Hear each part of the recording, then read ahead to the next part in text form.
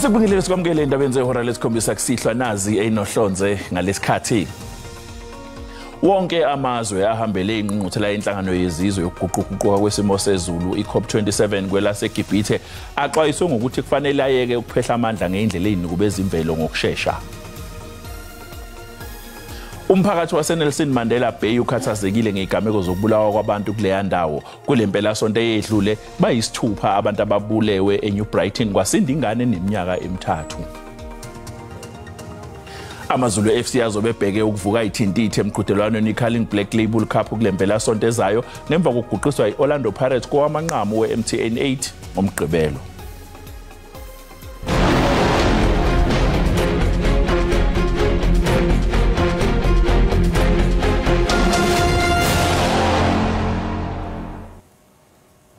Unobhala jikelele wenhlangano yezizwe uthi kumele kube nezivumelwano phakathi kwamazwe acebe kakhulu kanye nalawo antulayo. Ukhulume ngezingxoxo zokuguquguquka kwesimo sezulu eGibhithe. Abaholi abavela emhlabeni bamagange ukuqinisa ukuzibophezela kwabo ekulweni nokuguquguquka kwesimo sezulu. Unobhala jikelele wenhlangano yezizwe utshele amazwe ahambele ingqungquthela yeCOP27 eGibhithe ukuthi abhekene nezinqumo ezincane zokusebenzisana ukuze kuncishiswe ukungcola komoya okuzoba nomthelela omuhle ekuguquguqukeni kwesimo sezulu. Excellencies, this UN climate conference is a reminder that the answer is in our hands and the clock is ticking. We are in the fight of our lives and we are losing. Greenhouse gas emissions keep growing. Global temperatures keep rising. And our planet is fast approaching tipping points that will make climate chaos irreversible. Lenkulumo ikuveze lokhu njengesimo esiphuthumayo njengoba ohulumeni bezohlala amasonto amabili ezingxoxweni zokuthi bengagwema kanjani ukuguquguquka kwesimo sezulu nakuba bephazanyiswa impi ephakathi kweRussia neUkraine. We see the trajectory of emission reduction way too slow, and unless we step up on the gas, well, I shouldn't use the gas in that conversation. You step up on the accelerator, we are going to be, unfortunately, failing. Amazwe asethuthukile agxekwe ngokungahambelani nezibopho zawo. We have a credibility problem, all of us. We're talking and we're starting to act, but we're not doing enough. It is a choice to continue this pattern of destructive behavior. Yize sekubanjwe izingxoxo ezifuzele engqungquthela eminyakeni endlule, inqubekela phambili ayikabonakala emzamweni yokugwema umthelela wokuguquguquka kwesimo sezulu. Izakhamuzi zaseNorthern Cape zithi kumele abantu bafundiswe ngokuguquguquka kwesimo sezulu nomthelela waso nanokuthi kumele bagweme kanjani lokhu njengoba iqhubeka ingqungquthela emayelana nokuguquguquka kwesimo sezulu eEgypt. Iningi lithi nakuba linethemba lokuthi abahola bethamele le ngqungquthela bazoqhamuka nesisombululo kodwa bathi ke nezakhamuzi nazo likhona iqhaza ezingalibamba ukwenza umehluko. Isifundazwe iNorthern Cape ngesinye seyifundazwe ihlaselwe kakhulu ukuguquguquka kwesimo sezulu njengoba sineyindawo eziningi ezihlaselwe isomiso. What leaders can do is to come with a protocol or agreement. Let me say world leaders to come with a protocol or an agreement to lessen the emission of gases in the atmosphere. Measures such as, like, for instance, let me say maybe planting more trees. I feel like our leaders maybe can do things like, I don't know, but maybe observing the ways of making sure that they don't do things that are interfering with the atmosphere and that can lead to extreme weathers.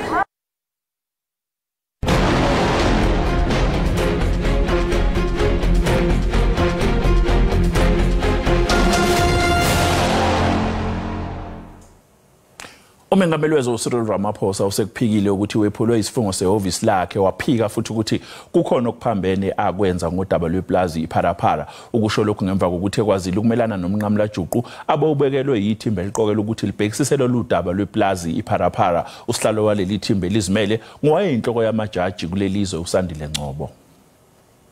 President Ramaphosa has always made certain that throughout his tenure as president, he abides by his oath of office and sets an example in his respect for the Constitution, its institutions, due process, and the rule of law. President Ramaphosa categorically denies that he violated his oath in any way and denies that he is guilty of any of the allegations made against him. Ukuphoqa abantu ukuthi bakhiphe imali kanye nezimpi zamaqembu emgulukudu ngezinye zezinto okukholakala ukuthi ziyimbangela igameko zokubulawa kwabantu emkhandlwini Nelson Mandela Bay kulezi nyanga ezimbili ezedlule. Kulempela sonto eyedlule bayisithupha abantu ababulewe emzini oseNew Brighton eGqeberha, ingane neminyaka emithathu ubudala yasinda kulesigameko. Akekho okosakhalelwe ngamasungu akasigonyelwa ngalokhu amaphoyisa asathungatha abenzi bobubi. Isiganeko silandela isiganeko apha bekubulewe abantu abasithoba kwiziganeko ezintathu ezahlukeneyo kwanobuhle eTinarham kubanjwa abantu abahlanu besoyenyeniswa neziziganeko. Kwiziganeko sakutshanje kudutyulwe kwabulawa abasetyhini abathathu namadoda amathathu kwindlu eNew Brighton. Eminye imizimba binamanxeba okuhlatywa. Umntana oneminyaka emithathu ufunyenelele phezu kwesidumbu sikamama wakhe engonzakalanga yena. Amapolisa asalandela imikhondo. Bekudala ndisitsho ke ndibongoza ndicela ukubana abahlali noko mabasincedise kungade kubulawa abantu abangaka endaweni enye bekhona mhlawumbi benalo ulwazi lokubana kutheni nje abantu bebulewe nje apha. Amaqela onqevu kwanokufumana imali ukusetyenziswa izigrogriso kukholelwa zizizathu eziphembelela eziziganeko. Yenziwa uba amaqembu ngamaqembu alwisana ngengingqi. Ufumanisa bana amaqembu azawulala ingingqi ethile. Abantu abasuka kumazwe ngaphandle abanevenkile kufuneka babhatale ii-fees zokhuseleko kwaba bantu ngokubalwe ngezondolo. Abantu abahlanu abathe babanjwa besoyenyeniswa neziziganeko zaseTinarha baza kuvela enkundleni ngolwesithathu. Ngelixa kwisiganeko sakutshanje eNew Brighton kungekabanjwa mntu, amapolisa aphanda ityala lokubulala. Kwindaba ze-SABC ndingumcebisi Ngqina ndiseGqeberha. Izakhamuzi zase-Humansdorp Eastern Cape ikhala ngokwenyuka kwamaqembu emigulukudu kanye nokudayiswa kwezidakamizwa endaweni. Lezi zakhamuzi zithi okukhathaza kakhulu ukuthi le migulukudu manje isithatha ngisho izingane ezincane eneminyaka eyi-13 ubudala ukuze zibe ingxenye yazo. Umkhankaso obizwa ngokuthi ke Don't Keep Quiet When Things Go Wrong kuhloswe ngawo ukugqugquzela umphakathi ukuthi ulwe nobugebengu. Besilwa idaba elinzima lolwaphulomthetho. Idolophu iHumansdorp ibisayi kuba idolophu encinci enocwangco. Kodwa ngoku yonganyelwe luloyiko noxinzelelo. Kids have died, their bodies have been found in the bushes or they've been mutilated, you know, and it seems like nothing gets solved, you know. Then the worst thing that could have happened now, this whole gang-related issues now imploded and went into the school areas. We must consider the safety of more than 2,000 learners. We must consider the safety of more than 60 educators, and that is really becoming a huge problem. Isikolo samabanga phakamileyo iHumansdorp Senior Secondary School sesinye sezikolo ezizibhaqe zixakene nale ngxaki. Abafundi bazibhaqa bezibandakanya namaqela onqevu. Iziyobisi nazo zidlala indima. Le ndawo yalapha yindawo kutshanjeya kutyungelwa ubundlobongela nokusetyenziswa kweziyobisi ngabantwana besikolo. Kodwa siyayazi uba yonke le nto yeziyobisi ayiqali phaa esikoleni isuke ekuhlaleni. Yiyo ke nento sisothi abahlali funeka baphakame. Eli sebe lizama indlela zokuqubisana nalo mngeni. Sizothi abantu mababe ngenyawo kule nyanga siyazi ubana le nto yokulwisana nobundlobongela neziyobisi asiyibhekisi kumapolisa kuphela. Siyazi ummi ngamnye weli lizwe nommi ngamnye walo masipala unexanduva lokulwisana nolwaphulomthetho. Kuqikelelwa ukuba ngabantwana abangama-30 abasweleke kule minyaka mithathu idlulileyo ngenxa yodlame. Umphathiswa wephondo ukwazi ukutyelela idolophu ezifana noMthatha neLosikisiki. Kwiindaba ze-SABC ndingo-Anda Nqonji eHumansdorp.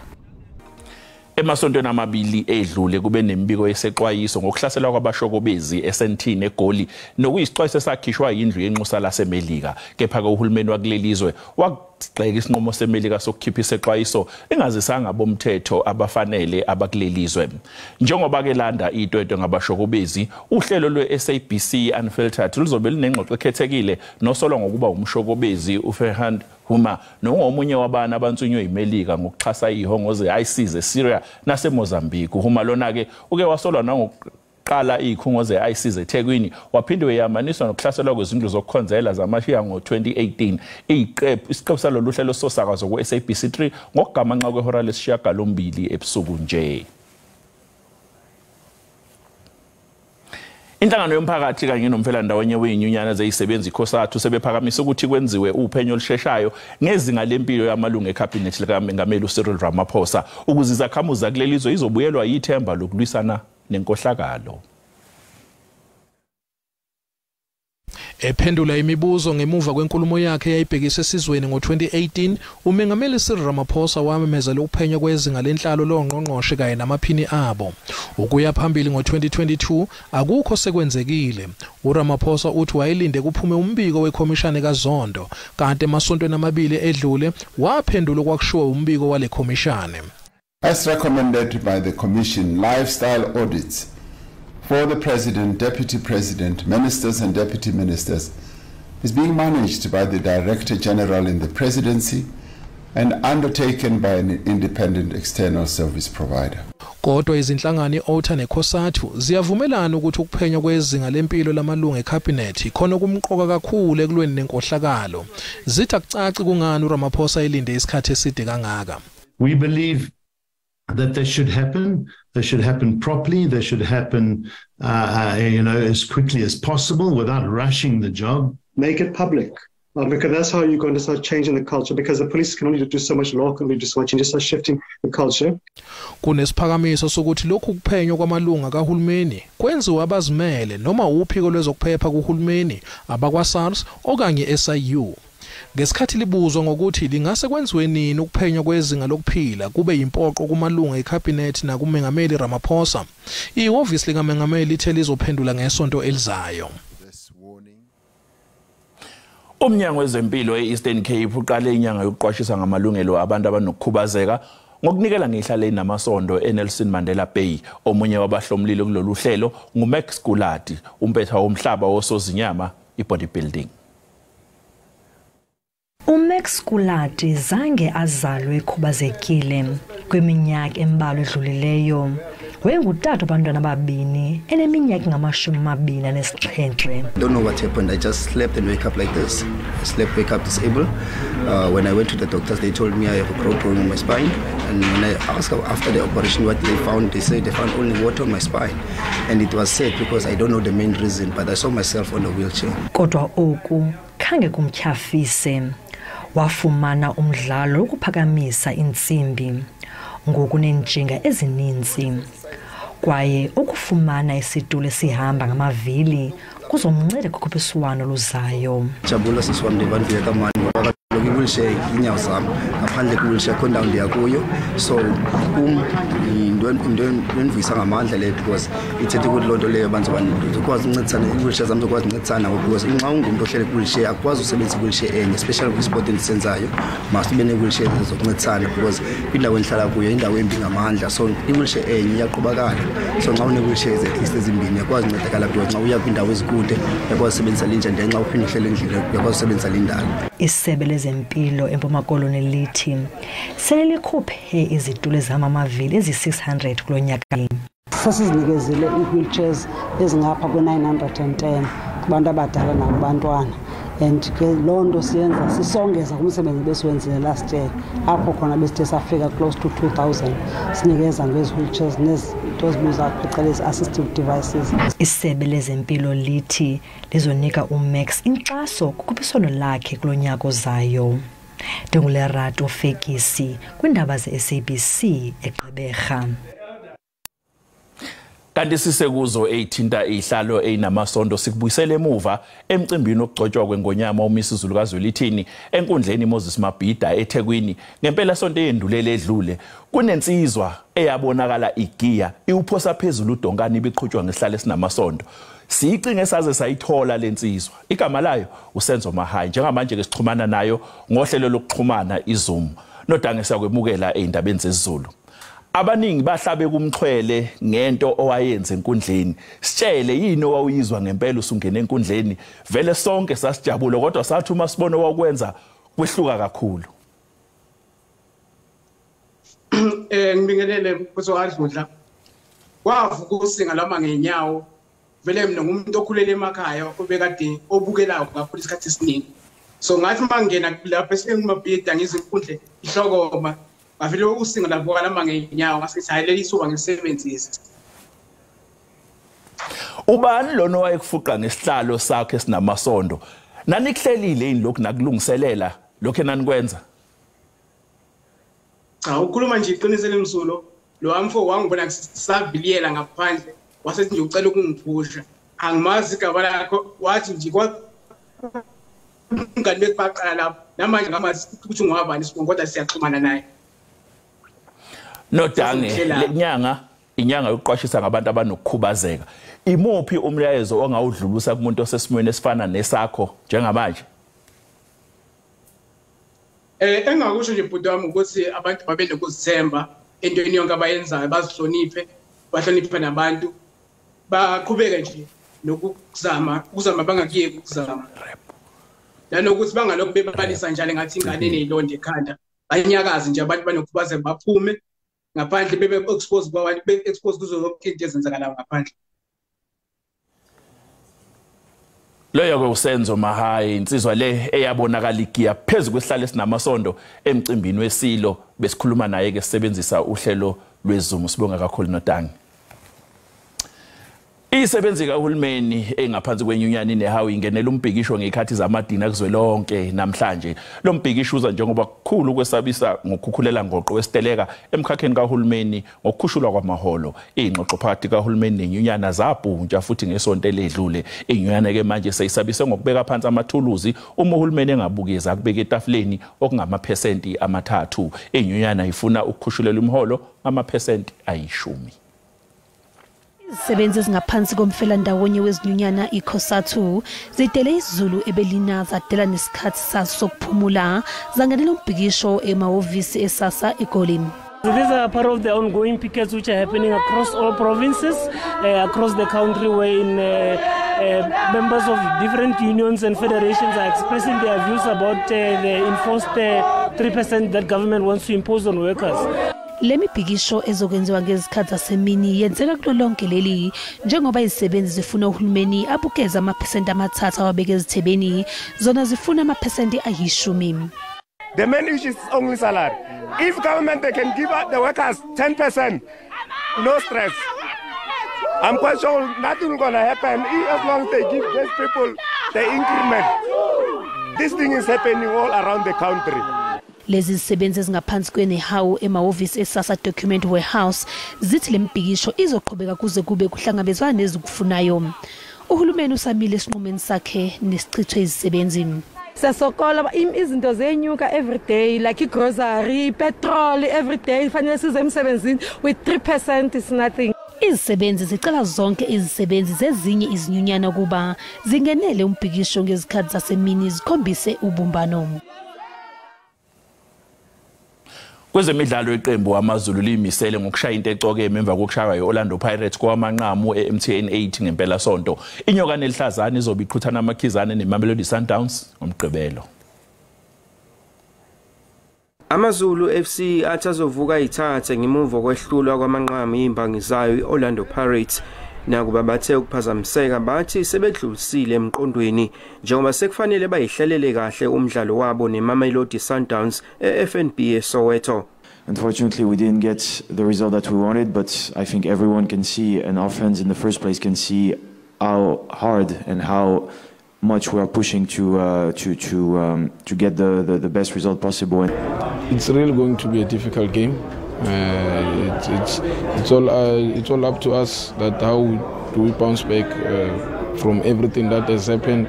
AmaZulu neSundowns bezobe beqala ngqa ukudlala kulomqhudelwano iCurling Black Label Cup kulonyaka. Ngaphambilini bekudlala kuphela izinkunzi zaseSoweto, iKaizer Chiefs neOrlando Pirates. Usuthu luthi liyathemba ukuthi ukuqhubeka libonakala emncintiswaneni eminingi lokho kuzokhulisa igama lale ebalazweni lomhlaba njengoba kuyilo kuphela kwaZulu-Natal kulomqhudelwano. Uyabona umlando lokuqhubekile noqopheke njalo. Sikhuluma nje ngempela sonto siyodlala kwiCurling Black Label Cup nakhona futhi yenye inqophamlando. Kuyakhombisa ukuthi ziningi izinto ezintsha nezinhle ezenzekayo neziqhubeka zenzeka kuleli qembu lamaZulu. Kanti lokho kuyasithokozisa kusenza siyithobe kakhulu ukuthola ukweseka okungaka. Ngomgqibelo ekseni wona amaZulu akadulisana neSundowns bese kuthi iKaizer Chiefs engoshampiyoni beCurling Cup babhekane nezimnyama. Eyindabeni ze-SABC nginguvusi Khumalo eThekwini. Kwaze kwentokozo mbukeli ukuthi siphinde sihlangane njengoba sithi ayaqhubeka amathuba amakhulu emvuli kakhulukazi lapha eNodwa siyongena eGauteng uyongena eMpumalanga kanjalo nasengxenyeni zaseFreystata wehle njalo uyongena lapha eEastern Cape mancane nje kwezinye indawo kwaZulu-Natal kanjalo nalapha koMisini eNtshonalanga ingaqhubeka nokubalela mawungena kakhulukazi ke engxenyeni ezilapha eKapa kanti ke noma sihamba siyobheka usuku lakusasa lingasikaza ngamafu nje kuzo zonke indawo ezingapha ngaseNtshonalanga aqhubeka lamathuba amakhulu emvuli kakhulukazi ke lapha koLisithi uyosondela lapha koBhekuvili koMnambiti siyongena lapha koXhobho komzimkhulu nalapha eMthatha endaweni ke phakeme ngale kwalo kasemakhulu ke futhi kwezinye indawo kwaZulu-Natal eGauteng uyongena kakhulukazi ke engxenyeni esenyakatho iSouth African Weather Service iyasixwayisa ke ebusuku banamhlanje ukuthi ke singane emvula ezingathanda ukuba nomgozi ezinekhukhula ikakhulukazi kuzo zonke indawo ezilapha eNodwa siyongena eGauteng kanjalo naseFreystata isigaba singaba lapha kwesesithupha kulozo ndawo isigaba sesibili nje kwezinye indawo lapha koPretoria uyongena eMpumalanga oStandardini kanjalo naseEastern Cape kanti ke noma sihamba siyobheka kakhulukazi ke osukwini lekusasa isixwayiso kusasasa zimvula ezinamandla ehambisana nekhukhula ezilapha kusigaba sesithupha kuzo zonke indawo ezilapha ikakhulukazi eGauteng uyongena eEastern Cape ngale kwaloko isigaba sesibili siqaphele kakhulu ke ikhukhula kulesimo esobe sibhekene naso amazinga okushisa ebusuku banamhlanje sisho sithi ke kuyabanda kuSutherland nokho kwezinye indawo lingathanda nje kuba phakathi kuzo zonke indawo eNtshonalanga kanjalo naseningizimu uyongena kwaZulu-Natal kubande kancane mongena eMelo kanti ngohamba kosuku kusasa ngivumele ngisho ngithi ke silindele ukuthi libe phakathi nje lapha eGauteng kubande kancane eMelo futhumale eMbombela uyongena kwaZulu-Natal libe phakathi kanti ke lifuthumale lapha koLundi uyongena koRichards Bay uyongena phansi lapha eEastern Cape thanda ukuba phakathi uyongena lapha koKimberley thanda ukuba phakathi sambe siyongena ngapha eNtshonalanga eBeaufort West kuthanda nje ukushisa kancane uyongena ikakhulukazi lapha kwaApindini phansi lapha ikakhulukazi eKapa kwanyango ogugulethu ngathanda ukuba phakathi ngivumale ngisho ukugcwala umlomo ukuthi ke ngiyayithatha indawo benu ubusuku obuhle.